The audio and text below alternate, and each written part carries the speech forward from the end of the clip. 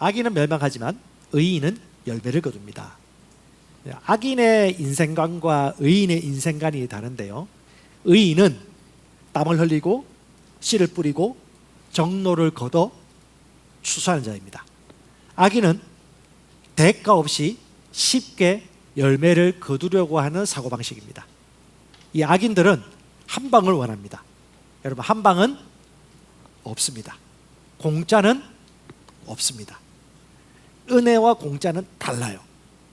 예수께서 채찍에 맞음으로 병 고침 받았습니다. 예수님의 채찍에 맞으셨기 때문에 우리는 그걸 믿음으로 병 고침 받습니다. 아멘. 주님이 가난하게 되심으로 우리는 형통하게 되었습니다. 할렐루야. 주님이 가난하게 되셨던 대가를 치렀기 때문에 우리는 구원과 형통의 복을 받았습니다. 하늘과 땅에 있는 모든 복을 예수의 십자가와 부활로 말미암아 우리에게 주어진 것입니다. 주님을 찬양합니다. 이 삶은 항상 이런 창조 원칙이 있습니다. 창세기 8장 22절에 땅이 있는 동안에 변치 않는 법칙이 있다. 추위가 있고 더위가 있다. 심는 것이 있고 거두는 것이 있다. 여름과 겨울이 있다. 언제 동안요? 땅이 있는 동안. 그래서 하나님께서는 친히 말씀이시지만 시공간의 세계로 내려오셨어요. 그것이 바로 예수 그리스도이십니다. 그분은 이 땅에 오셔서 똑같이 시간과 공간의 제약 안에 있으면서 하나님의 말씀을 따라 씨를 뿌리고 심고 가꾸고 훈련하고 영혼을 구원하고 직접 걸어 다니시면서 복음을 전파하시고 제자를 직접 식사도 하시고 호흡을 하시면서 교제하면서 훈련시키셨고 직접 성찬의 모델이 되어주셨고 인내의 모델이 되어주셨고 기도의 모델이 되어주셨습니다. 마찬가지입니다. 여러분, 의인은 뿌리로부터 열매를 거둡니다. 이 뿌리는요, 시간이 필요해요. 시간과 생명의 관계를 기억하십시오. 예수께서 죽어지셨기 때문에 우리는 구출받았습니다. 자, 오늘 책 하나 소개할 건데요, 오늘은 재정과 태도에 대한 내용이지만 건강책 하나. 우리 성도들 1년에 딱 한 권 건강에 대한 책 읽으라면 2권, 3권도 필요 없어요. 딱 한 권만 하면, 제가 요 한 권만 준비했습니다. 나는 질병 없이 살기로 했다. 하비 다이아몬드인데 제가 이 책을 꼭 맹신하거나 또 다 믿는다는 얘기는 아닙니다. 그냥 참고하시라고요. 대신 제가 통계를 내보니까 우리 성도들이 그 1년 동안 책 읽는 목표를 지난 연초에 내라고 했는데 평균 3권, 그리고 한 권을 읽고 싶다는 분도 계셔가지고 우리 성도들이 책 읽는 거 아주 좋아하는구나. 그래서 아주 좋아하니까 한 권만 제시해야 되겠다 싶어가지고 그냥 한 권만 제시합니다. 예, 그래서 나는 질병 없이 살기로 했다. Fit for Life라고 생명을 위한 가장 적합한 생활 방식을 얘기하는 겁니다. 여기 이 책은 A New Beginning, 새로운 시작을 얘기하는 건데 핵심이 뭐냐? 결국은 어떤 것도 예고가 없는 건 없다. 예고가 있다. 진행 과정이 있다. 미리 그것을 알면 습관을 바꾸고 행동을 바꿀 수 있다. 다른 말로 습관은 시간이 연계된 겁니다. 지속성과 반복성이죠. 그래서 여기 나오는 책이 뭐냐면 사람이 암으로 갈 때 그 암으로 가는 단계가 있다라고 얘기해요. 질병 진행의 7가지 단계, 그 시간이 그만큼 소요됐다는 거죠. 무기력증, 독혈증, 가민정상, 염증, 궤양, 경화증, 암, 이렇게 가는데 그 중간중간 가는 과정마다 몸이 우리를 위하기 때문에 끊임없이 시그널을 보낸다는 거예요. 근데 이 시그널을 무시하지 말고 어떻게 해요?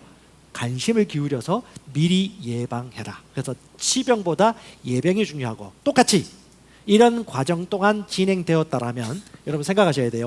암은 우리 의사들이 얘기하기를 한 개의 암세포가 10개로 배가하는 데는 한 1년이 걸린다고 그래요.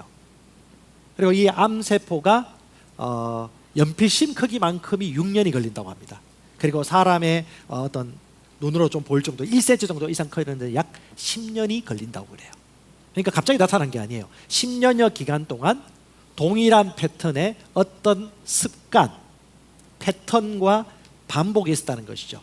그래서 건강한 생활 방식의 핵심은 뭐냐? 건강한 마음 습관, 건강한 식습관, 건강한 생활 습관을 얘기하는 겁니다. 자, 그러면 가장 좋은 게 뭐냐? 지혜로운 자는 이걸 알아요. 그렇다면 10년 동안 형성되었다면 얼마만큼 해결해야 될까요? 10년. 이게 지혜자예요. 어리석은 자는요, 한 방에 끝내려고 그래.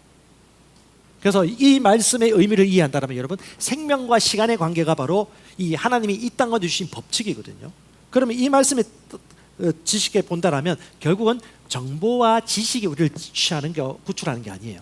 정보와 지식이 우리 안에 들어가서 의식화되고 습관이 되고 사고 방식이 되어질 때 그것이 나타나는, 이것이 바로 창조의 원리입니다. 그래서 여러분, 이 원리에 따라, 생명과 시간의 원리에 따라 잠언 12장 12절을 읽어보면 이 책도 그렇게 얘기하고 있지만 우리 재정과 삶의 태도도 동일하다는 거예요. 무엇이든지 여러분 쉽게 되는 건 없습니다. 공짜는 없어요. 씨앗이 심겨졌고 눈물과 땀이 있었고 인내하는 시간이 필요했고 믿음의 도전을 받는 시간이 필요했고 마귀의 공격이 있었고 치유도 마찬가지입니다. 하나님이 주신 말씀을 지켜나가는 그 인고의 세월과 고통과 인내의 격동기가 있었다는 것을 우리는 인정해야 되는 것이죠. 그 관점을 가지고 잠언 12장 12절 읽어보십시다. 시작. 악인은 불이익을 탐하나 의인은 그 뿌리로 말미암아 결실하느니라. 한 번 더 읽읍시다. 악인은 불이익을 탐하나 의인은 그 뿌리로 말미암아 결실하느니라. 아멘. 이걸 쉽게 풀어놓은 것이 바로 앞절이에요. 쉬운 말로 잠언 12장 11절입니다. 땀 흘려 열심히 밭가는 사람은 먹을 것이 넉넉하지만 헛된 공상이나 추구하는 사람은 지각이 없는 사람이다. 상상이 나쁘다는 얘기 아니에요. 헛된 상상, 헛된 공상, 뭐예요? 대가 없이 쉽게 뭔가를 취하고자 하는 그런 사고방식. 그것은 어리석은 자라고 성경에서 얘기하고 있습니다. 이 성경 묵상도 마찬가지입니다. 꾸준하게 묵상하죠. 그러면요, 3개월 내지 6개월 하다 보면 하나님의 말씀이 내 영에 주시는 음성을 이해하게 되어요. 제가 아는 어떤 형제하고 LTG 모임을 잠시 하고 있는데 변화되는 게 보여요. 왜? 이 생각과 마음과 행동의 습관이 말씀의 거울이 비치니까 속사람이 변화되기 시작하는 거예요. 이 마음가짐이 변화되고 속사람이 올바른 정보가 들어가니까 어떻게 해요? 양심이 발동하면서 성령에서 또 도와주세요. 그러니까 어떻게 해요? 살아나기 시작하는 거예요. 똑같습니다. 내가 너에게 이른 말이 영이고 생명이다. 말씀을 먹으면 살아납니다. 그리고 말씀을 먹으면 삶을 어떻게 살아가야 될지 하나님께서 적용법과 관점을 새롭게 가르쳐 주십니다. 아멘. 우리가 지난주에 얘기했듯이 오늘 누가복음 16장 10절부터 12절과 더불어서 마무리를 할 시간인데요, 여기서 지혜로운 자는 뿌리를 통해서 열매 맺는 사람은 세 가지에 충실한다고 들었습니다. 첫 번째, 지극히 작은 것에 충성된 자. 두 번째, 불의의 재물에 충성된 자. 세 번째, 남의 것에 충성된 자. 이런 사람들 얘기입니다. 오늘 제가 간략하게 정리를 하고 마지막 세 번째 주제도 같이 다루도록 하겠습니다. 준비되셨습니까? 오케이. 첫 번째요, 지극히 작은 일에 충실한가. 여러분, 삶의 태도는 삶의 영향력의 크기를 결정합니다. 태도는 고도를 결정합니다. Your attitude will determine your attitude라고 하죠. 당신의 태도가 당신의 삶의 고도를 결정한다고 존중하는 삶에서 배웠습니다. 즉, 태도는 지속적인 반복하고 습관하는 마음가짐이고 선택의 축적이에요. 이것이 뭐냐? 우리 인생관이고 가치관이 되는 겁니다. 10절에 보면 작은 것에 충성된 자는 큰 것에도 충성되고 작은 것에 불의한 자는 큰 것에도 불의하다고 예수께서 직접 말씀하셨어요. He who is faithful in what is least. 지극히 작은 것에 불의한 자는 큰 것에도 불의하다. 그래서 하나님께서는 준비된 사람에게 그 큰 것을 맡깁니다. 그래서 여러분, 준비된 자에게 기회가 오는 것이죠. 성실한 자에게 큰 것이 맡겨지는 것입니다. 지난번 라도나 감독님 집회를 끝나고 난 다음에 인사를 할 때 어떤 선교사님이 갑자기 저하고 허깅을 하는데 안 놔줘요. 네. 안 놔줘가지고 제가 깜짝 놀랐습니다. 그래, 감이 있고, 어떤 감동이 있었던가 봐요. 성령님의 감동이 있었고, 그날 밤에 톡이 하나 왔는데 좀 가분한 톡이 왔어요. 믿을 만한 사람이다 라고 칭찬을 좀 해주시더라고. 믿을 만한 사람이고 신뢰할 만한 사람이다 하는데 가분한 메시지 들으면서 제가 더 한번 뭘 생각했냐면, 어쩌 보면 증명이 안 됐을 수도 있고 죽을 때까지 가봐야 되는 건데 이분이 그렇게 얘기해 주니까 어떤 마음이 드냐? 그래, 그렇게 살아야지. 미리 믿어주고 봐주잖아. 그런 생각이 들더라고요. 하나님이 나를 어떻게 봐주냐? 되게 될 걸 바라봐주지. 건강하게 살 걸 바라봐주지. 마땅히 그렇게 살 수밖에 없다는 걸 바라봐주지 않겠까? 이 자녀를 바라볼 때도 부모의 마음이 이래야 되겠다는 생각이 다시 한번 들면서 그냥 저도 더 겸손하게, 오늘도 제가 일부 시간 예배를 말씀을 전했지만 또 중간 시간에 제가 말씀 전하고 난 다음에 항상 제가 목자와 또 설교한 사람으로서 항상 내가 오늘 말 실수한 거 없나? 괜히 내뱉은 말이 없나? 이게 항상 제가 생각을 해요. 혹시나 제가 실수해서 여러분 마음을 불편하게 하거나 힘들게 했다면 정말 죄송합니다. 그리고 저는 계속해서 성장하고 발전할 것입니다. 아멘. 네, 오늘이 가장 제가 발전 안 한 날입니다. 아멘. 내일은 더 성장할 겁니다. 오늘이 제일 가난한 날입니다. 내일 더 부유해질 겁니다. 아멘. 오늘 내가 더 영향을 끼치는 자로 계속해서 오늘부터 계속 더 성장할 것입니다. 예, 우리가 하나님 말씀 앞에 이런 사고방식을 가지셔야 돼요. 왜? 하나님이 내 안에 계시고 영광의 소망이신데 예수께서 나를 값주고 사신 사람이 되었는데 예수님 것은 지나갔는데 보라 새 것이 되었는데 하나님의 글수의 마음을 가지고 있는데 하나님의 본성의 참여자가 되었는데 하나님의 구원의 메시지가 내 안에 있는데 내가 손을 얹고 기도하면 그는 구원 받을 건데 아멘. 손을 얹느냐 안 얹느냐 내가 결정하는 거지만 고치는 것은 주님의 역할 아닙니까? 그럼 우리는 복음 전파하고 손을 얹어야죠. 할렐루야. 당연한 거 아닙니까? 아멘. 예, 지극히 작은 것에 충성되면 하나님이 큰 것을 맡기십니다. 작은 것에 신실하면 하나님이 큰 것을 맡기십니다. 여러분, 새로운 피조물은요 승진하고 전진하는 것이 유전인자입니다.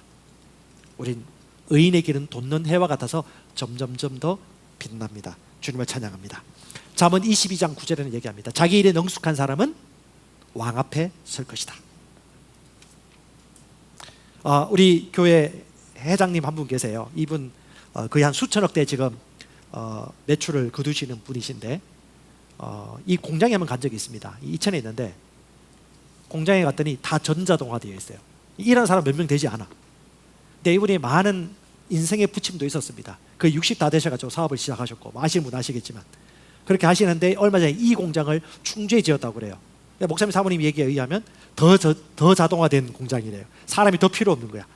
그러니까 미국으로 뭐 여러 곳으로 여러 공장이 이전다 하더라도 그 나라의 일자리가 많이 늘어날까 제가 볼 때 좀 회의적입니다. 갈수록 전자동화되고 AI가 발전하기 때문에 인력이 별로 필요 없어요.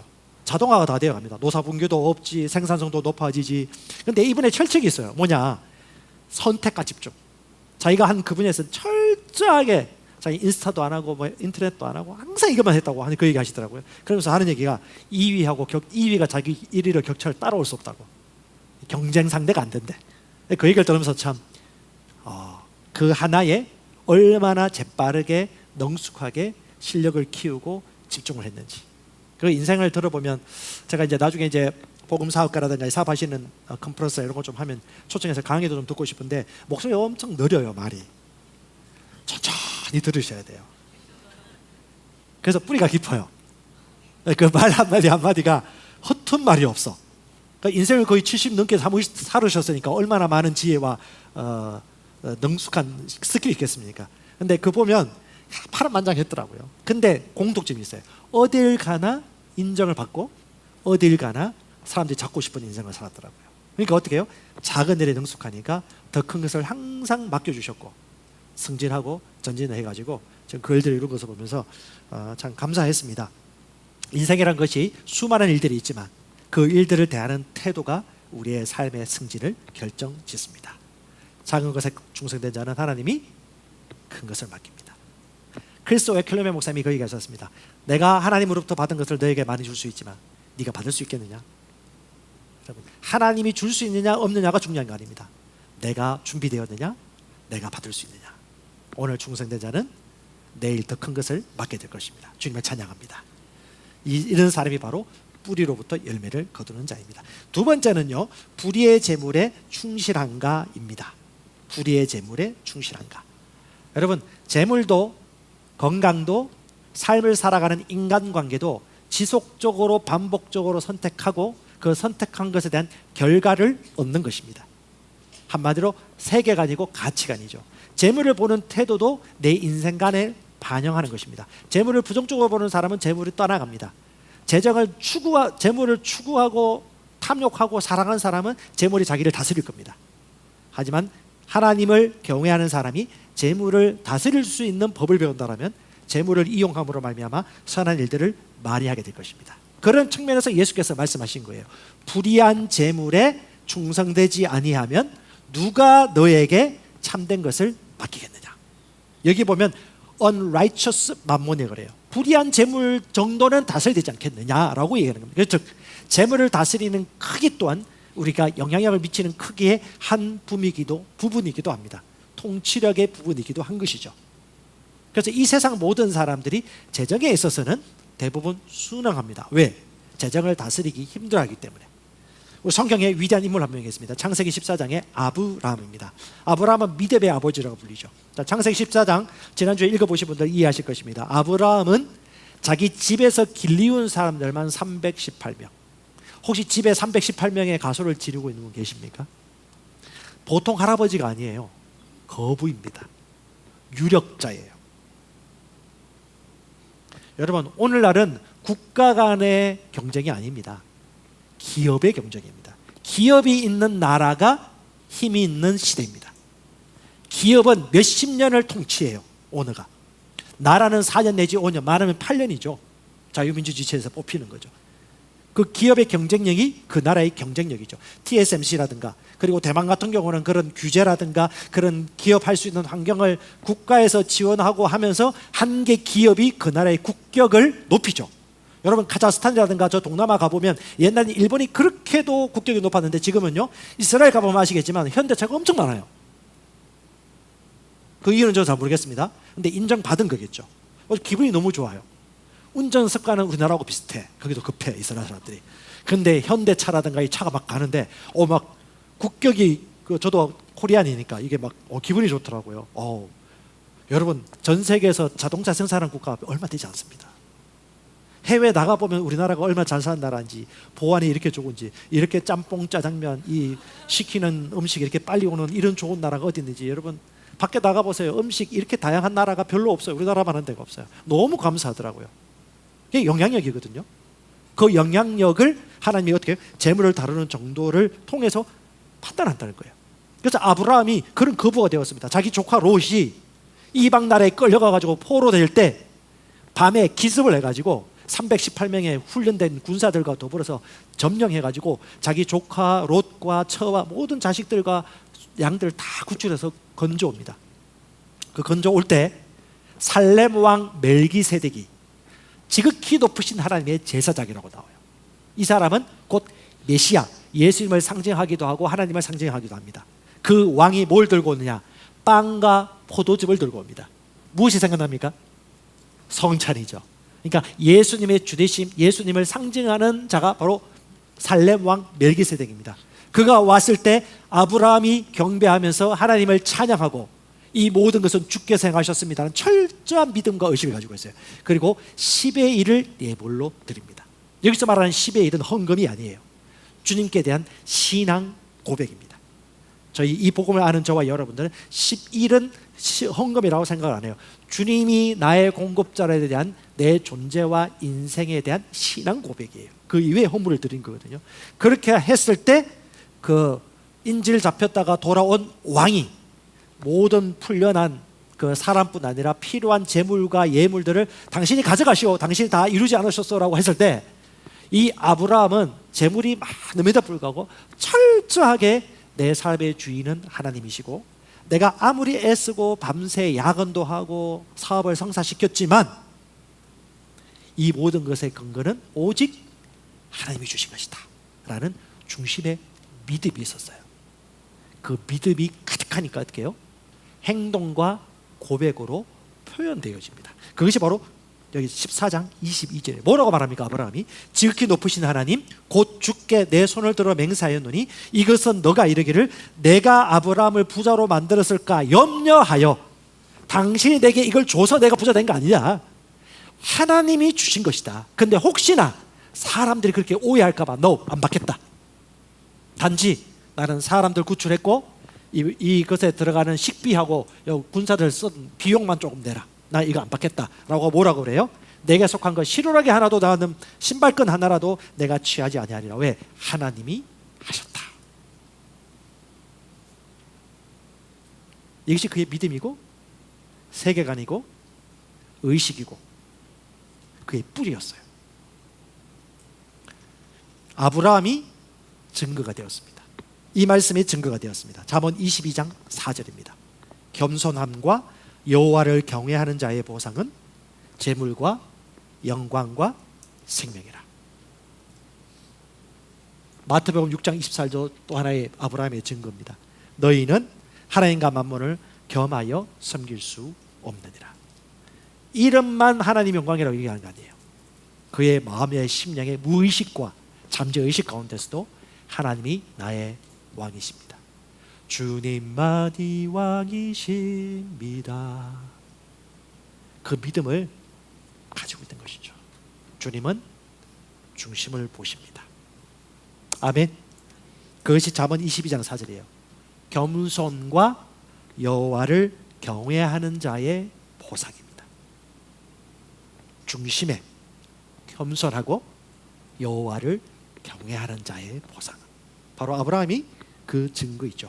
지난번에 제가 그래서 실천사항을 몇 가지 줬습니다. 작은 재물에, 불의의 재물에 충실하기 위해 첫 번째, 탐욕과 충동을 억제하라, 제어하라. 급히 부하게 되고자 욕심 부리지 말아라. 지식 없이 급하게 조급하게 행동하지 말아라. 하나님은 계속하여 우리를 보호하시고 기회를 주시고 도와주십니다. 조급하지 말아라고 얘기했습니다. 이것은 어리석은 자의 뜻입니다. 성령 인도도 조급하게 받는 게 아니에요. 큐티도요, 조급하게 하는 게 아닙니다. 5분 동안 콩 튀겨 먹듯이 할 수 없어요. 읽기만 해도 괜찮아요. 다설점만 해도 괜찮아요. 그런데 중요한 것보다 꾸준하게 동일한 시간대에 선택하고 집중하여 할 때 여러분 그 안에 뿌리가 박히기 시작합니다. 그리고 그 열매는 반드시 거둘 것입니다. 두 번째, 버는 것보다 적게 써라. 기본 핵심 중에 핵심입니다. 재물에 충실하기 위해서는 절대 500, 600, 700 버는 사람이 돈에 쪼들리는 걸 봤어요. 카드 빚이 너무 많아요. 소비를 줄여야 되는데 줄이지를 못해요. 이건 어리석은 자입니다. 말씀 따라 행하는 것이 지혜롭고 성령 충만한 것입니다. 고백합시다. 삶은 영적인 것이다. 삶이 영적이다는 말은 말씀대로 살아가는 실행이 바로 영적이라는 의미입니다. 그래서 여러분, 혹시 내가 지금 재물이 안 모이거나 저축이 안 되거나 통제가 안 되는 사람, 카드 명세서가 너무 비싸서 월급여가 들어오자마자 쏙 빠져나간 사람 마음 먹으셔야 돼요. 카드 자르셔야 돼요. 통제하셔야 됩니다. 이걸 통제하지 않는 자는 다른 것 할 수가 없어요. 체주의 종이 될 수밖에 없습니다. 재물을 다스리지 못하면 다른 영향력의 크기가 책임이 주어질 수가 없습니다. 주님은 이 작은 것에 충성된 자에게 큰 것을 맡기신다고 말씀하고 있기 때문입니다. 부채 관리하십시오. 앞으로 경제적으로 미중 패권 가운데 더 힘들어질 수도 있어요. 미리미리 대비하고 준비하는 것이 거룩하고 영적인 것입니다. 세 번째, 저축하십시오. 시드머니를 저축하는 건 여러분 여름에는 먹고요, 추수 때를 위하여 씨앗을 뿌리고 추수 때에 거두어서 곡식 저장고에 창고에 쌓는 것이 저축하는 것이고, 이것은 지혜로운 것입니다. 네 번째, 수입이 늘어도 수비를 늘리지 마십시오. 지금부터 준비하는 것입니다. 우리 자식들에게도 계속해서 얘기해 줍니다. 선택은 걔들이 하는 것이지만 우리는 이들에게도 적은 액수라도 투자를 합니다. 미래를 위해서 지금부터 꾸준하게 적립을 해라. 절대 빼지 마라. 절대 빼지 마라. 혹시나 싶어서 몇 번 얘기해요. 빼지 마라. 빼지 마라. 이건 너희들에게 우리가 시드머니를 좀 빼지 말아라. 빼지 말아라. 어떤 우리 애 같은 경우는 일찍 좀 이제 투자를 저축 통장에 저축하듯이 넣는데 갑자기 그게 불어나가지고 돈도 불어나거든요. 예, 뭐 저축하는 것도 있지만 불어나는 것도 불어나는데 거의 100% 가까이 불어나는 거야. 얘가 깜짝 놀라버리니까 자본주의가 이런 거구나. 그래, 그리스도인들이 무시하면 안 돼. 돈을 아는 지식도 있어야 돼. 여호와를 아는 지식 안에 세상을 아는 지식도 있고 돈을 아는 지식도 있는 거야. 모르면 당해. 알면 다스릴 수 있어. 그래서 그걸 하고 있거든. 똑같습니다. 수입이 늘어도 소비를 늘리지 말고 저축을 늘리고 투자를 늘리고 필요한 것에 씨앗을 심는 것이 중요합니다. 왜? 종자까지 먹어버리면 가난할 수밖에 없거든요. 냉정해야 됩니다. 가도의 아껴도 가난해질 수 있다.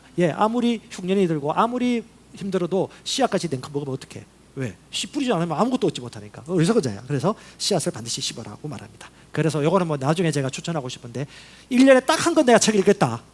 둘도 셋도 아니야. 딱 한 거 냈겠다. 그럼 재정 분야에는 요 5가지 부의 비결을 읽어라. 대신 지식으로 멈추지 말고 반드시 실천해라.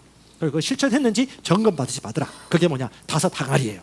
이 5항아리 여러분 11조, 헌금, 저축, 투자, 쓰는 것을 분리하라는 거지. 이거 분리해가지고 철저하게 구분해가지고 모으는 것부터 해라. 언제? 돈이 적을 때부터. 10만 원, 20만 원, 50만 원, 60만 원 있을 때부터 하는 거예요. 저희들도 부유하진 않았지만 처음에 가난하고 엄청나게 힘들었습니다. 예, 그럴 때가 있었어요. 그때 60만 원, 80만 원 벌 때도 우리가 했던 것이 11조 내고 헌금 낼 거 내고 그다음에 먹을 것도 먹었지만 부모님께 용돈 드리고 이런 것들을 했었어요. 근데 그 조그말 때 얼마 없을 때부터 시드를 알고 따로 적립하고 따로 투자할 줄 아는 이 우선순위가 습관이 되면 나중에 내가 뭐 부유해졌을 때 나 이렇게 살겠다. 그건 믿을 게 못 됩니다. 다시 말합니다. 성경은 뭐라고 말하죠?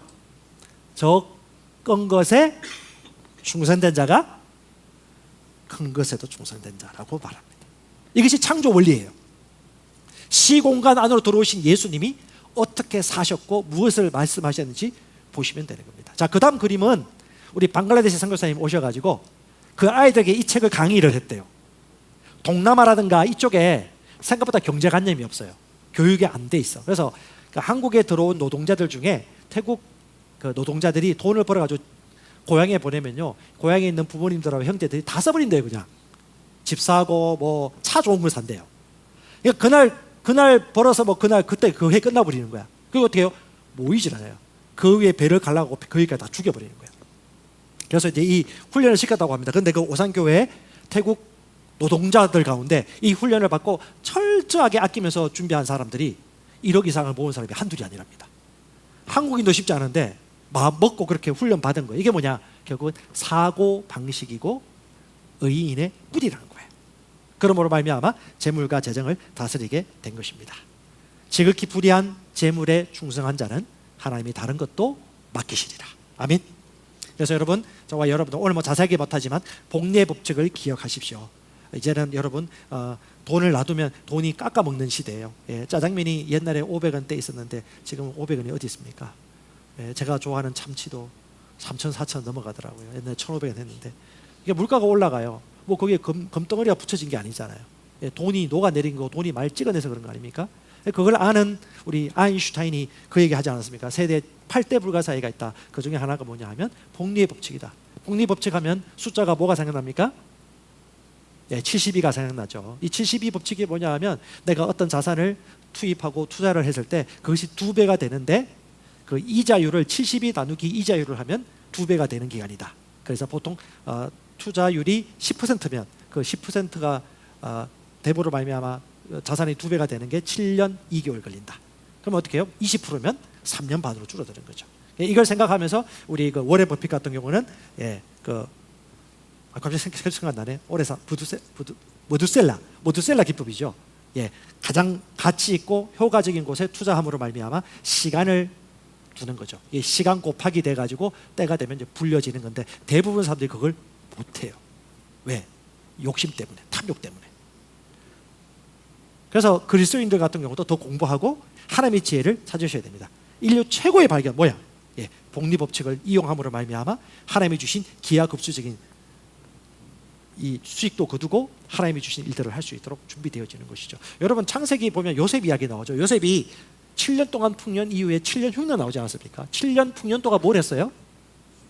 예, 곡식 저장고에 곡식을 모았습니다. 왜요? 7년이 올 걸 알았기 때문에. 이게 뭡니까? 개미에게 배우는 지혜입니다. 개미는 겨울 올 걸 알아요. 그래서 개미에게 가서 잠언 기자가 배우러 가는 거거든요. 미리 준비하라는 거죠. 왜? 사람은 나이 들거든, 50대, 60대가 되거든, 70대가 되거든. 그때는 생산성이 지금부터 활발하지 않아. 그럼 그때 어디요? 그때 되면서 지금부터 미리 준비해야 된다. 사람이 몸이 나이 들거든. 그럼 어떻게 소화력이 20대, 30대만큼 좋지 않아. 그때는 뭐 엿도 먹고 뭐 짜장면도 먹고 피자도 먹고 마음껏 먹어도 돼. 근데 40대 중후반, 50대 되면 어떻게 소화력이 줄어들어. 사람의 가장 에너지가 많이 들어가는 것이 성관계, 또 하나가 이 소화력이에요. 그럼 어떻게 해요? 나이 들수록 소식도 하고 자기 몸을 관리해야 되는 거예요. 이게 뭐예요? 지혜죠. 이게 뭐냐? 영적인 것이죠. 이게 뭐예요? 말씀을 행하는 것이죠. 재정이든 건강이든 모든 분야에서 똑같은 것입니다. 그래서 똑같이 어떻게 해요? 아, 세상은 이런 법칙이 있구나. 하나님이 만드신 법칙이구나 라고 생각하면서 지혜롭게 준비를 하는 것이죠. 주님을 찬양합니다. 하나님 우리에게 비전을 주셨습니다. 비전을 이룰 수 있는 방법을 다 주셨습니다. 말씀 안에 있습니다. 진리 안에서 이걸 우리가 분별할 수가 있습니다. 불의한 재물에 충성된 자는 하나님이 더 큰 것도 맡기십니다. 아멘. 세 번째가 뭐예요? 남의 것에 충실한가입니다. 남의 것. 자, 성경적 사고방식을 보면 성경은 남의 것을 남의 것이라고 하지 않습니다. 남의 것은 네 것이라고 말합니다. 저 사람은 남이 아니에요. 하나님은 가족이라고 말합니다. 그래서 한 사람을 예수께서 구원하러 오신 게 아닙니다. 모든 사람이 구원받고 진리에 이르기를 원하셨습니다. 그래서 그분께서는 우리에게 자유의지를 주셨고, 자유의지를 사용함으로 말미암아 형통할 수 있는 기회를 주셨고, 재물을 얻을 능력을 주셨고, 다스림의 크기를 주셨습니다. 이건 각 사람마다 다르겠지만 자기가 꾸는 비전, 자기가 보는 멀리 바라보는 계획, 목표에 따라 또 자기가 그걸 받아 누리는 만큼 하나님 나라에서 역할을 감당하는 것이거든요. 그래서 목사님이 얘기하셨듯이 내가 마음껏 너에게 줄 수 있지만, 하나님이 주실 수 있지만 네가 받을 수 있는 크기는 얼마만큼이야 라고 우리에게 얘기해 주는 게 똑같은 거거든요. 그럼 어떻게 해요? 남의 것에 충실한 것도 마찬가지입니다. 남의 것이 아니고 내 것이에요. 이게 뭡니까? 다른 말로 황금률입니다. 받고자 하는 대로 주라. 남의 것에 충성된 자는 내 것에 충성하는 것이다. 자, 누가복음 16장 12절 같이 읽어보십시다. 너희가 만일 남의 것에 충성하지 아니하면 누가 너희의 것을 너희에게 주겠냐. 신기하죠? 예. 너가 남의 것에 충성하지 않으면 누가 네 것을 너희에게 주겠냐. 이게 무슨 말입니까? 남의 것에 충성하지 않으면 네 것도 못 받을 수 있다 이거예요. 이게 하나님의 이게 인생의 원리입니다. 유명한 그 대의그룹 회장 최의순 장로님이 계셨어요. 지금 소천하셨더라고요. 어제 뉴스 보니까 작년에 소천하셨더라고요. 몰랐는데 이분이 죽게 하듯 하라는 책을 쓰셨고, 젊을 때 은혜 받고 난 이후에 인생의 목표를 세 가지 꿈꿨어요. 목사님이 큰 꿈을 꾸라고 말을 듣고 자기가 큰 꿈을 꾸기 시작해서 고등학교 때 성령 받고 기도하면서 꿈을 꾼 게 세 가지였어요. 하나는 공부 열심히 해가지고 박사학위 있는 교수가 되고 싶다. 또 하나는 사장이 되고 싶다. 세 번째는 교회 100개 세우고 싶다. 그 꿈을 가지고 지속적으로 집중하고 훈련해가지고 인정을 받고 대의그룹의 회장이 되었고, 또 이분이 가지고 있는 생각은 예전 생각이 교회 세운다면 건물 100개잖아요. 그러니까 건물 100개를 세울 수 있도록 해외 선교지에 재정을 지원하면서 100개 이상을 하신 거예요. 자기 아이들에게 유언을 남겨서 너희들은 100개 가지고 1000개 이상 세워라. 예. 또 그분이 가지고 있는 알고 있는 범위에 대해서는 최선을 다하신 거예요. 근데 그분이 항상 했던 말이 뭐냐면 어떤 사람을 대하든 간에 하나님께 하듯 하라는 그 말씀을 실천하는 인생을 사셨어요. 인생관이고 가치관이죠. 그게 뭐냐? 결국 자기를 위한 것이기도 하고 또 하나님이 이 땅에 주신 삶의 원리입니다. 여러분, 하나님은 우리 각 사람이 구원받고 치유받고 회복될 뿐 아니라 모든 사람이 치유받고 회복되길 원합니다. 그래서 자유를 주셨어요. 그리고 자유로 말미암아 어떻게 해요? 다른 사람을 섬길 수 있는 기회를 만들라고 영향력을 주세요. 그 영향력의 크기는 뭐냐? 내가 수고하고 땀을 흘리고 내가 영향력을 쟁취한 만큼, 그게 기업이 될 수도 있고 관계가 될 수 있고 또 다른 사람을 돕는 어떤 선물이 될 수도 있습니다. 근데 그 직분과 그것이 어떻게 해요? 내가 뿌림으로 말미암아 다른 사람을 살리는 동인이 된 것입니다. 그게 뭐냐? 하나님 나라 삶의 원칙이에요. 너만을 위해 살지 마라, 남을 위해 살아라. 그래서 진짜 행복하고 풍성한 삶을 사는 사람의 특징이 뭐냐? 다른 사람의 성공에 동참하는 것이 행복의 기초가 된다는 것을 철저하게 깨달아요. 마찬가지입니다. 나만 잘 먹고 잘 살면 가장 쉬워. 공부가 제일 쉽다고 하는 사람들 특징이 왜 그렇습니까? 자기 혼자 독서실에 가서 공부하면 되거든. 근데 어떻게 해요? 학창시절도 보내고 직장에서 관계도 맺고 윗사람 만나서 하면 어떻게 해요? 이 서로 부딪히잖아요. 어떻게? 적응도 해야 되지, 의사소통도 돼야 되지, 겸손하게 말하는 법도 배워야지, 성질도 다스려야 되지, 시간 맞춰서 회사 가야 되지, 그리고 직장 상사나 이분들에게 인정받기 위해서 내가 최선을 다해야 되지. 이 모든 것들이 뭐예요? 그 인생관과 인생 태도거든요. 그러면서 어떻게 해요? 다른 사람에게 영향력이 미쳐져요. 그럼 어떻게 해요? 그 선한 일들로 말미암아 주 예수를 알고 죽게 돌아오고 구원받고 삶으로 복음을 전하는 그런 인생을 살게 되어지는 것이죠. 이것이 뭐냐? 하나님의 계획입니다. 재정 분야도 마찬가지예요. 재정 분야에서 우리가 충실하면 사람들이 우리의 그 삶의 태도와 재정을 대하는 태도를 보고 하나님의 신실하심과 지혜를 보게 되는 것이죠. 한국 교회가 80년대, 90년대 한참 부흥하고 성장할 때 기업도 같이 성장했습니다. 그리고 그중에 기독교인 기업가가 많았어요. 그리고 기독교인 문화가 많이 형성되었습니다. 정치, 경제, 사회, 문화 모든 분야에서 상당히 기독교적인 문화였어요. 아마 지금 한 40대 후반, 50대, 60대 되시는 분들 아실 거예요. KBS 9시 뉴스, MBC 뉴스에 기독교 행사가 막 광고가 막 되어요. 그리고 목사님이 나와서 인터뷰를 해. 그게 그냥 일상이었어. 왜? 기독교 영향력이 정직하고 도덕적이고 권세가 있었어요. 어떤 섬김의 권세.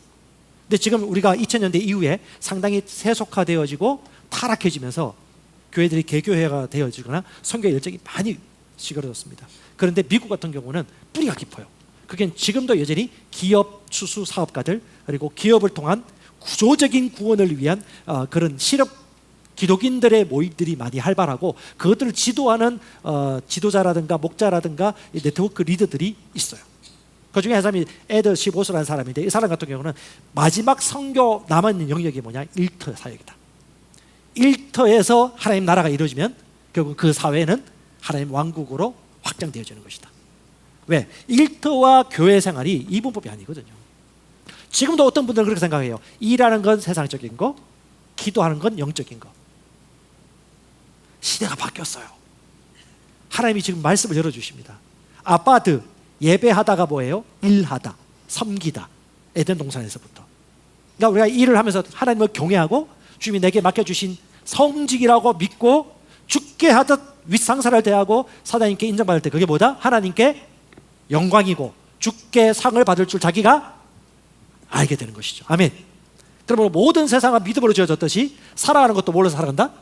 말씀을 믿는 믿음과 의식으로 살아간다는 것을 우리는 알 수 있습니다. 주님을 찬양합니다. 사무엘상 22장 14절에 누구보다도 충성스러웠던 신하가 다윗이었어요. 아비멜렉 제사장이 얘기합니다. 사울 왕이요, 이처럼 왕에게 충성된 제자가 있습니까? 다윗. 그런데 사울은 그걸 알아보지 못했어요. 그리고 아비멜렉이 죽임을 당하죠. 수백 명의 제사장 가족이 다 죽임당합니다. 다윗은 충성스러웠어요. 자기가 모시고 있는 왕 사울에게 최선을 다했습니다. 왜 그랬을까요? 사울이 사랑스러워서? 하나님을 경외했기 때문에. 그래서 자기 윗상사와 사장님과 자기 기업에 최선을 다했죠. 왜? 신약이나 구약이나 똑같은 스피릿입니다. 그 유명한 충성스러웠던 자 한 사람이 누구냐? 창세기에 나오는 요셉 이야기를 들으셨습니다. 요셉 들어보셨습니까? 요셉 11명의 아들 중에 막내였어요. 베냐민 태어나기 전에. 너무 사랑을 많이 받아가지고 혼자 멋진 옷을 입었어요. 아이고, 그 부모들 조심하셔야 됩니다. 이게 3명, 4명 있으면 절대 한 명에게 독차지한 사랑 주면요, 다른 애들하고 사이가 나빠지고요, 편애합니다. 페이브리티즘이 편애잖아요. 편애는 육신적인 생각입니다. 절대 한 사람만 사랑하면 안 돼. 편애면 안 돼. 지혜롭게 해줘야 되는데.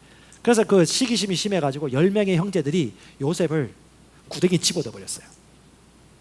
그리고 지나가는 상인에게 팔아버립니다. 몸값 받고. 나중에 보니까 떠나가면서 형 어때 그럴 수 있냐고 막 울부짖었을 것 같아요. 근데 그 눈길을 외면하고 돈 받고 팔아버렸어요. 그리고 옷을 찢어가지고 짐승피를 붙여가지고 옷을 발견했습니다 하고 속이죠. 아버지를. 야곱을 속여가지고 요셉이 죽은 줄 알고 슬피 울면서 고통스러워 겪던 아버지. 부모가 돼보면 그 자식을 잃은 부모의 마음은 알겠죠. 자식을 먼저 보내는 부모의 마음은 누가 헤아릴 수 없습니다. 경험하지 않은 사람 입장에서는. 그래서 이 요셉이 팔려가가지고 가장 먼저 간 곳이 보디발의 집입니다. 고위 관리직. 노예로 갔어요. 근데 참 놀라운 게 뭐냐면 사람 원망하지 않고 하나님 원망하지 않고 형들 좀 원망스러웠겠지. 그럼에도 불구하고 절대 포기하거나 낙심하거나 염세주의자가 되지 않고 성실하고 진실되게 여기서 열심히 노예로서 최선을 다하는 거예요. 인정이 받은 거야. 그래서 보디발의 집에서 다스리는 자가 됩니다. 노예가. 보디발 다음으로 그 다음 두 번 넘버투가 되는 거예요. 그렇게 열심히 일을 했는데 이게 잘생겼어. 지혜로워. 눈이 반짝반짝 빛났을 것 같아. 집사님처럼.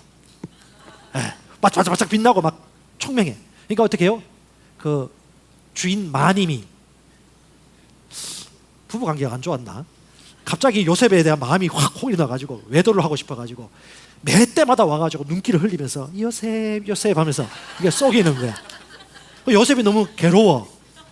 난 결혼도 해야 되겠고 난 총각이고 이 마님이 왜 이러셔? 너무너무 힘들어. 계속 피해 다닌 거예요. 매일매일 와가지고 엄청 매력적이었는가 봐요, 요셉이. 이 마님이 와가지고 요셉 하룻밤 자자, 하룻밤 자자. 내 모른 척 해줄게. 내가 너 밀어줄게. 내 물주 대줄게. 이렇게 계속 했는데 너무너무 고통스러워서 일부러 피했어요. 근데 어느 날 들어갔는데 하인들도 없고 옆에 삼자도 없어. 그때 딱 이 여인이 갑자기 옷을 잡고 나와 동침하자, 나와 동침하자 하고 하는데 요셉이 깜짝 놀라죠. 안 됩니다, 주님. 주님이란다. 마님 안 됩니다. 주인이 유일하게 당신 빼고 다 허락해 주셔. 안 됩니다 하고 도망가다가 옷이 벗겨져 버린 거지. 어떻게 주님께 덕지하셨습니까? 항상 하나님 의식하셔서 하나님이 보시는 내가 어떻게 죄를 짓겠습니까? 양심이 있었던 거죠. 근데 여러분, 사랑이 바뀌면 뭐가 되죠? 질투가 엄청 강하죠. 그래서 열받아가지고 자기 주인한테 당신이 데리고 온 히브리 종이 나를 능욕하고 범하려고 했다고 누명을 씌웁니다. 하루 사이에 갑자기 죄인이 돼가지고 억울하게 감옥에 갇혀버리죠. 근데 그때도 요셉은 억울하고 얼마나 억울하겠어요. 자신은 유혹을 떨치기 위해서 도망갔던 것뿐인데 갑자기 외도를 자기 주인을 범한 파렴치한이 돼가지고 감옥에 갇혔는데 그 감옥에서 또 뭐가 된다? 넘버 2가 돼요.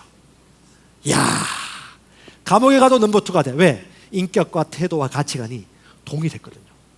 주님 앞에서 최선을 다하는. 그러니까 어떻게 해요? 간수 관리가 이 사람을 넘버 2로 세워가지고 관리 감독하게 한 거예요. 거기서 만난 것이 왕의 빵 굽는 관원장, 술 관리하는 관원장을 만났는데 나중에 꿈을 해석해 주면서 예언을 해줘요. 그때 술 따르는 관원장이 다시 자기 자리로 복권합니다. 감옥에서. 그때 얘기합니다. 반드시 나를 기억해 주시오. 나 죄 지었지만 죄 지은 게 아니고 억울하게 누명당한 겁니다. 반드시 나를 누명을 벗겨주시오. 알겠어 하고 보냈는데 몇 년 흘렀죠? 2년 동안. 그때 이 요셉의 마음이 어땠을까 싶어요. 근데 그때도 요셉은 신실했던 것 같아요.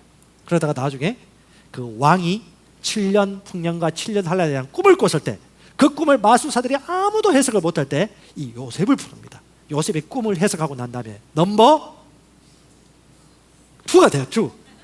파라오 빼고 자기가 넘버 2가 됩니다. 그리고 거기서 뭐 한다? 통치하는 자가 돼요. 그러니까 여러분 아시겠지만, 나중에 보면 아시겠지만 온 땅에 기근이 생겨가지고 7년 동안 다 죽어갈 때 그때 이스라엘 70여 명의 자기 종족, 히브리 종족을 구출하는 역할을 바로 이 요셉이 하게 되어지고요. 이집트 총리가 되어집니다. 이 이집트 총리였던 요셉을 가리켜서 또 한 사람의 예수 그리스도를 예표하는 자라고 얘기해 주는 거죠. 왜? 구덩이에 빠져 죽었던 자인데 그가 살아나가지고 어떻게 해요? 죽을 수밖에 없었던 히브리 민족을 구출해내는 역할, 바로 메시아 역할을 요셉이 하죠. 그래서 바로 예수의 예표가 되기도 합니다. 지극히 작은 것에 충성되었던 요셉은 가는 곳들마다 통치하는 자가 되었습니다. 이게 뭐냐? 바로 하나님이 말씀하신 뿌리로부터 열매를 거두는 인생입니다. 이걸 쉽게 표현한 것이 골로새서 3장 22절 25절입니다. 여러분 또박또박 한번 읽어보십시다. 시작. 종들아, 모든 일에 육신의 상전들에게 순종하되 사람을 기쁘게 하는 자와 같이 눈가림만 하지 말고 오직 주를 두려워하여 성실한 마음으로 하라. 무슨 일을 하든지 마음을 다하여 주께 하듯 하고 사람에게 하듯 하지 말라. 이는 기업의 상을 주께 받을 줄 아나니 너희는 주 그리스도를 섬기느니라. 아멘. 뭘 안다고요? 내가 주인에게, 보이는 사람에게 최선을 다하되 주께 하듯 하면 기업의 상을 누구한테, 사장님께 받는 게 아니고 누구한테? 주님께 받을 줄 아나니. 왜? 너는 사장님을 섬기는 게 아니야. 나는 그리스도를 섬기는 거야. 이게 뭐냐? 하나님 창조와 이 세상 원리입니다. 오늘 내가 맡은 셀원 한 사람, 영혼 한 사람을 섬기는 것도 누굴 섬기는 거예요? 예수님을 섬기는 것입니다. CCTV 앞에서만 잘할 수 없잖아요. 주님이 CCTV인가 아시죠? 주님은 다 하세요. 여호와는 중심을 보세요. 그러니까 이것을 믿고 섬기는 사람은 하나님이 인정해 주시는 것이죠. 그래서 우리 요셉은 아무도 보는 사람 없을 때도 하나님이 나를 보는, 내 인생의 청중은 오직 하나님 한 분뿐이시다는 확신을 가지고 정직하고 거룩하게 하나님께 인정받으며 다스리는 자가 되었습니다. 잠언 14장 11절은 말합니다. 정직한 자의 장막은 흥하리라. 에드 실보소라는 기독교 실업인 리더가 있습니다. 그분이 그리스도의 진정한 삶의 변혁, 예배자의 변혁은 이런 것이다라고 에베소서 4장 28절을 설명해 주었어요. 여기 이렇게 말씀합니다. 이 그리스도인의 변화예요. 도둑질 했던 사람이 더 이상 도둑질을 하지 말고 오히려 노동을 하여 궁핍한 자에게 베풀 수 있도록 자기 손으로 선한 것을 할지니라. 이걸 표를 나타내는데요. 마이너스였던 인생이 플러스로 가는 길이 있다. 그게 뭐냐? 잘 보세요. 훔치는 사람은 마이너스 인생이야. 어찌 보면 제로도 안 돼요. 근데 훔치지 않아. 그러면 제로부터 시작해요. 그 다음 어떻게 해요? 일을 하기 시작해요. 노동을 하기 시작해요. 이것도 뭐냐? 인간이 죄를 짓기 이전부터 노동은요 신성한 거였습니다. 고통이 이후에 심해져 있고 땅이 저주를 받긴 받았지만 그전에는 신성한 예배였어요. 일 자체가 하나님을 생각하면서 일을 하기 시작하면 플러스 10이 됩니다. 그 다음 어떻게 해요? 잘리지 않고 성실하게 해가지고 6개월 1년 이상 하면서 어떻게 해요? 직장 상사와 직장 동료들과 관계를 맺으면서 인정받는 자가 돼요. 그러면 일하면 수입이 들어오죠. 그럼 어떻게 해요? 플러스 10이 되어지고요. 그 다음에 20이 될 때는 자기 손으로 일을 해서 안정적인 직장을 갖게 되어지고 실력을 갖추는 겁니다. 그럼 플러스 20이 돼요. 근데 거기서 더 열심히 해. 이때까지는 그냥 내가 먹고 사는 정도로 실력을 키워. 근데 좀 더 열심히 일을 해가지고 어떻게 해요? 남에게 줄 수 있는 여지까지 실력을 키워요. 그럼 어떻게 해요? 플러스 30이 돼요. 줄 수 있는 자. 근데 아직 주는 자가 아니야. 왜?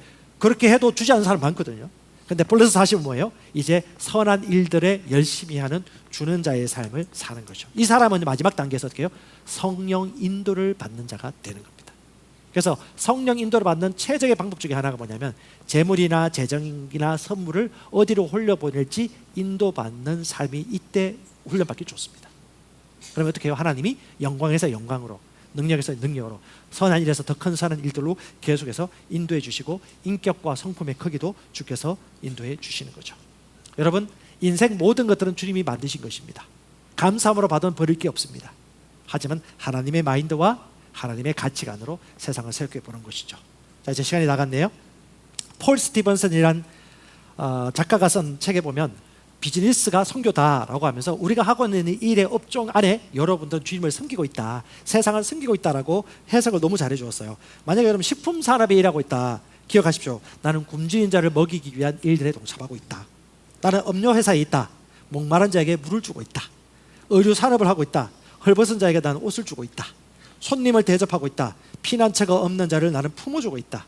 의료 상담 쪽에 일하고 있다. 나는 병자들을 위로하는 일들에 섬기고 있다. 경차가 군대직을 하고 있다. 나는 포를 위해 몸값을 지불하고 교정하고 도와주고 있다. 나는 장례업의 업종에 종사한다. 나는 죽은 자를 매장하는 일들에 섬기고 있다. 그리고 그걸 최선으로 일할 뿐 아니라 내게 주신 소산물을 또 씨들을 심음으로 말미암아 더 사는 일들에 나는 열심히 하는 자라고 생각할 수 있습니다. 얼마나 거룩한 직종입니까? 얼마나 아름답습니까? 우리 고백합시다. 당신은 성직자입니다. 우리 생각으로 목사가 아니고 진짜 하나님 보실 때 거룩한 삶을 살고 있는 것이죠. 이게 바탕한 것입니다. 자, 우리 이삭 이야기하고 마무리할 건데요. 아브라함의 아들 이삭이 기근과 극심한 흉년이 생겨가지고 죽으려고 할 때 머리로 생각해 보니까 이집트 땅에 가면 돼요. 경제적 상황을 보니까 저곳으로 가야 돼.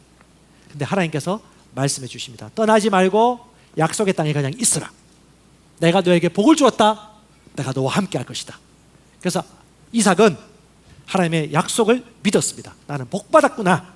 그리고 하나님이 나와 함께 하시는구나. 그리고 어떻게 해요? 말씀에 순종합니다. 떠나지 말고 여기 있으라. 그래서 그는 떠나지 않고 순종하고 실행합니다. 그 다음 그는 거기서 놀지 않습니다. 뭐하죠? 땀을 흘리고 파이프라인을 구축합니다. 씨를 뿌려요. 수입처를 만듭니다. 땀을 흘립니다. 근데 그 땅이 어떤 땅? 가뭄의 땅, 흉년의 땅이에요. 물이 부족해요. 근데 어떻게 해요? 말씀대로 실행합니다. 그 마른 땅에 어떻게 씨앗을 심어? 물이 없는데. 여러분, 씨앗이 자랄 수 있는 요소가 뭐가 있을까? 햇빛이 있어야 되고요, 수분이 있어야 되지 않습니까?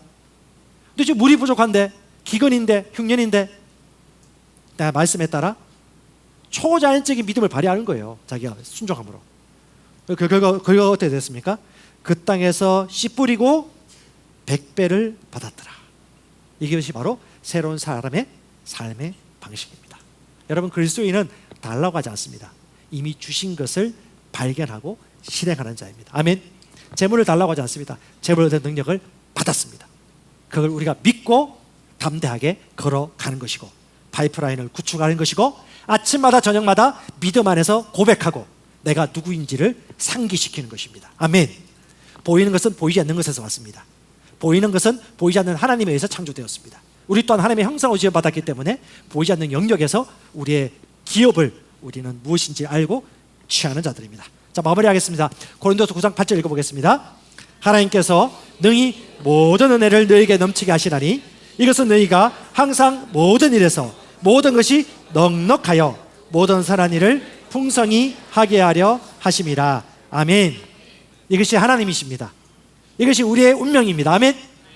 하나님이 이런 은혜를 부어주십니다. 지극히 작은 것에 충성된 사람, 불의한 재물에 충성된 사람, 나무에게서 충성된 이 한 사람을 통하여 뿌리로부터 결실하는 이런 삶으로 저와 여러분을 초대하고 계십니다.